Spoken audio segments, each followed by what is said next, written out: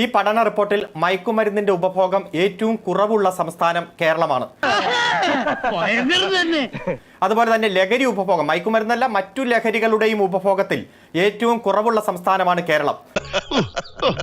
മനസ്സിലാക്കി കളഞ്ഞല്ല. അതുപോലെ തന്നെ 2014 പ്രസ് ഇൻഫർമേഷൻ ബ്യൂറോ ഉണ്ടല്ലോ, PIB, അതിന്റെ റിപ്പോർട്ടിന്റെ അടിസ്ഥാനത്തിൽ വന്ന വിവരം അനുസരിച്ച് 2024 25,000 കോടി രൂപയുടെ മയക്കുമരുന്നാണ് ഈ ഇന്ത്യയിൽ പിടിച്ചിരിക്കുന്നത്.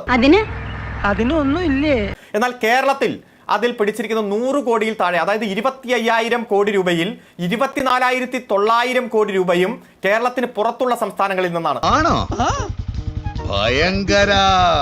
ഈ കണക്കുകൾ വെച്ച് നോക്കുമ്പോൾ ഏറ്റവും കുറവ് മയക്കുമരുന്നിന്റെയും മറ്റു ലഹരികളുടെയും ഉപഭോഗമുള്ള സംസ്ഥാനം കേരളമാണ്. സത്യമായി പറയുന്നവനായി രാജാക്കന്ന്. 2023 കോടി രൂപയാണ്. കേരളത്തിലെ കുട്ടികളുടെ കയ്യിൽ ലഹരിമരുന്ന് എത്തുന്നു. സ്കൂളുകളിൽ പോലും തൊട്ടടുത്ത് ലഹരിമരുന്ന് വ്യാപകമാണെന്ന് താങ്കൾ തന്നെ ഇപ്പോൾ പറഞ്ഞു. എല്ലായിടത്തും ലഹരിമരുന്ന് വ്യാപകമാണെന്ന് ഇന്ന് സഭയിൽ മുഖ്യമന്ത്രി അടക്കം എല്ലാവരും സമ്മതിക്കുന്നുണ്ട്. ഞാനിത് വിശ്വസിക്കില്ല. കല്ലടിക്കുന്ന് പഞ്ചായത്തിന്റെ പ്രസിഡന്റ് എന്ന നിലയിൽ ഞാൻ ഈ നാട്ടുകാരോട് ആജ്ഞാപിക്കുകയാണ്, നിങ്ങളും ഇത് വിശ്വസിക്കരുത്. ഇയാൾ ആജ്ഞാപിച്ചാൽ ഉടനെ അനുസരിക്കാൻ നാട്ടുകാർ തന്റെ കൂലിക്കാരോ. താങ്കൾ ഇപ്പോൾ പറയുന്ന ഈ താരതമ്യ കണക്കുകളുണ്ടല്ലോ, അത് കേരളത്തിലെ അമ്മമാർ എന്ത് ചെയ്യണം? ആ കണക്ക് കൊണ്ട് അവരെന്ത് ചെയ്യണം? അത് ഉത്തരം പറ. എക്സൈസ് ഡിപ്പാർട്ട്മെന്റ് ഉണർന്നു പ്രവർത്തിക്കുന്നതിന്റെ ഭാഗമായിട്ടാണ് ഈ രാജ്യത്ത് തന്നെ ഏറ്റവും കൂടുതൽ കേസുകൾ രജിസ്റ്റർ ചെയ്യുന്ന സംസ്ഥാനമായി കേരളം മാറുന്നത്.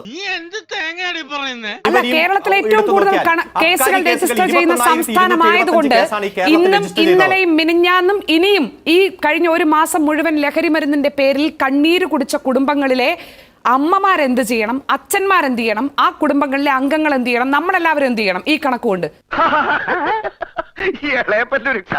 ഇപ്പൊ ഇവിടെ നിയമം മൂലം നിരോധിക്കപ്പെട്ട ഒരുപാട് കാര്യങ്ങളുണ്ട്. കൊലപാതകം നിയമം മൂലം അനുവദിക്കപ്പെട്ട കാര്യമാണോ? കവർച്ച നിയമം മൂലം അനുവദിക്കപ്പെട്ട കാര്യമാണോ? എന്ത് ഭ്രാന്താണ് ഇയാൾ പറയുന്നത്? മറ്റു തരത്തിലുള്ള അതിക്രമങ്ങൾ സ്ത്രീകൾക്കെതിരെ നിയമം മൂലം അനുവദിക്കപ്പെട്ടതാണല്ലോ? അല്ലല്ലോ. അപ്പോൾ ഒന്നും അനുവദിക്കാത്ത കാര്യങ്ങൾ ഇവിടെ നടക്കുന്നുണ്ട്. എന്താ ഞാൻ പറഞ്ഞു ശരിയല്ലേ? നിനക്ക് തലയ്ക്കല്ല സുഖട്ടോ. ഇവിടെ മയക്കുമരുന്നിന്റെ ഉപഭോഗം കൃത്യമായി രാജ്യത്ത് നിരോധിച്ചതാണ്. അപ്പോ 25,000 കോടി രൂപയുടെ മയക്കുമരുന്ന് ഈ രാജ്യത്ത് കയ്യോടെ പിടിക്കുകയാണ് കഴിഞ്ഞ വർഷം. ഈ നായിന്റെ മോനെ ഇനി ഞാൻ കൊന്നുകളയും. നീ എന്ത് പറഞ്ഞാലും എന്തിനാണ് അമേരിക്ക പോകുന്നത്? ഇപ്പോ ചില സിനിമകളുണ്ട്, ഏറ്റവും കൂടുതൽ ആളുകളെ കൊല്ലുന്ന, ഏറ്റവും കൂടുതൽ അക്രമം സംഘടിപ്പിക്കുന്ന ആള് ഹീറോയായി മാറുന്ന സിനിമയ്ക്ക് വലിയ പ്രചരണം കിട്ടുകയാണ്. ഏത് റൂട്ടിലേക്കാ വണ്ടി തിരിക്കണേന്ന് എനിക്കിപ്പോ മനസ്സിലായി. സിനിമയുടെ തലയിൽ മാത്രം അത് പിന്നെ ഒരു സംശയം കേൾക്കട്ടെ.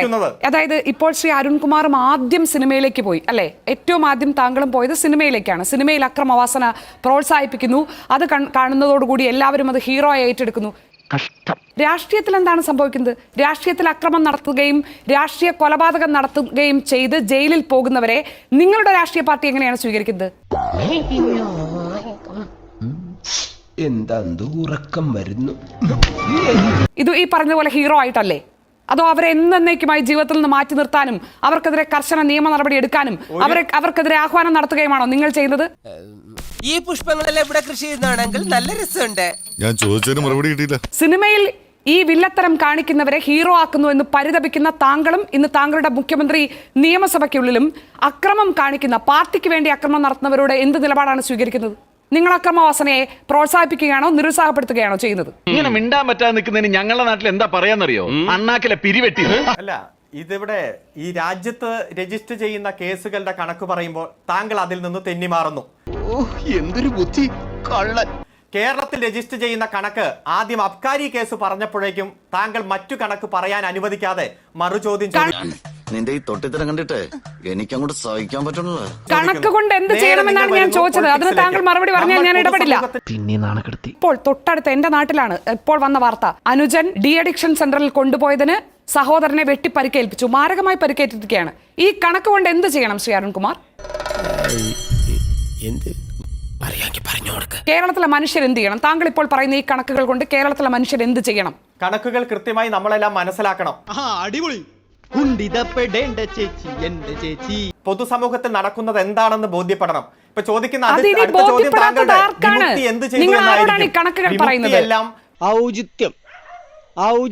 ഔചിത്യം എന്നൊരു സാധനമുണ്ട്.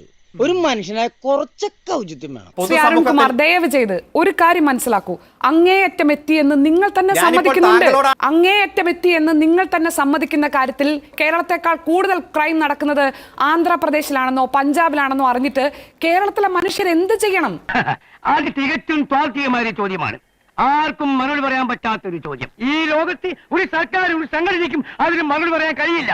ചോദ്യം ചോദിക്കുന്ന ആൾ തന്നെ അതിന് ഉത്തരം കണ്ടുപിടിക്കുന്നതായിരിക്കും ഉത്തമം. നിങ്ങൾ എന്താണ് പറയുന്നത് ഈ സമയത്ത്?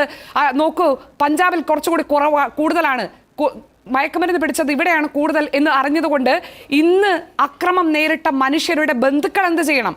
നാളെ ഇത് പേടിക്കുന്ന അമ്മമാരെന്ത് ചെയ്യണം? ഇനി രക്ഷയില്ല. തിന്ന ബിരിയാണി പോലും ദഹിച്ചു പോയി. ഇനി ഞാൻ ഡയലോഗ് പറഞ്ഞ നീ കരഞ്ഞു. അതുകൊണ്ട് ഈ കുന്തോർത്ത് നിന്റെ അണ്ണാക്കി കുത്തി കെറ്റി ഈ കിരീടം എടുത്ത് വെച്ചിട്ട് രാജാവിന്റെ വായി നോക്കിക്കടാ.